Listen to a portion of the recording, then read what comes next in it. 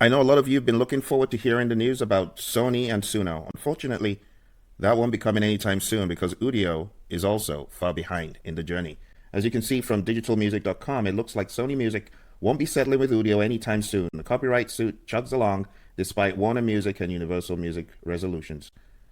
As most already know, UMG got the licensing ball rolling near October's end before WMG and UDIO finalized the deal, their own, last month. Now the packs have produced signed and sealed dismissal notices, and the AI music platform is implementing far-reaching changes, as many of you know.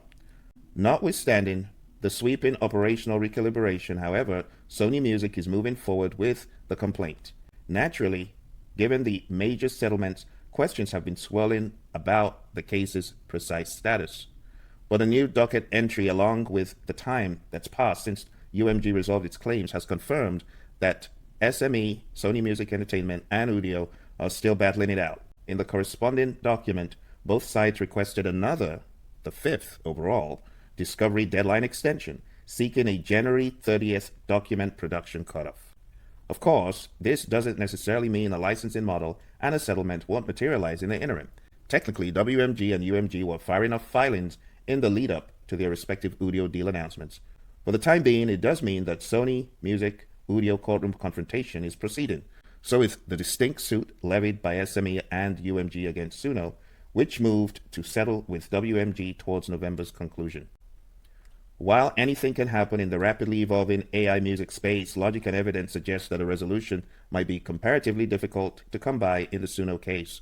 One significant difference: UDIO has already put the kibosh on downloads. Much to the dismay of its users, Suno, on the other hand, is preparing to introduce download restrictions in certain scenarios, next year under the Warner Music approved framework. At present, the download cap number hasn't been publicly disclosed and the existing system remains in place at Suno. It's possible that UMG and SME aren't on board with some or perhaps most of the facts. Then there's the ongoing controversy over Haven's viral smash I Run, which allegedly incorporated Georgia Smith's sound-alike vocals and potentially different IP without authorization. Though the pushback from Smith label thus far has taken center stage, the singer-songwriter is also signed to Sony Music Publishing, an interesting angle that doesn't exactly point to an imminent settlement in the Suno suit.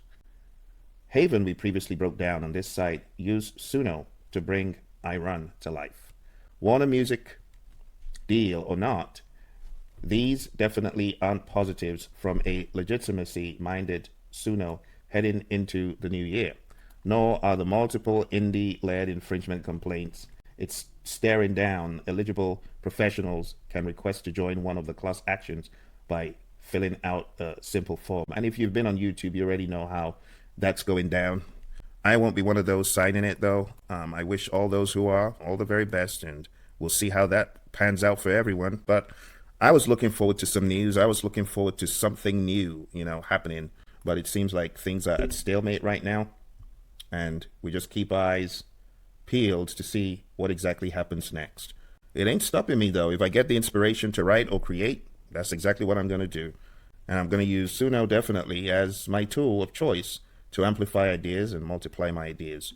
For those of you who have been asking the question about Suno's limited voice palette, don't forget you also have an option in Audimee, which I have demonstrated before. So if you don't want to get into any quagmire with voices and you feel that they're too similar, go down the Audimee route.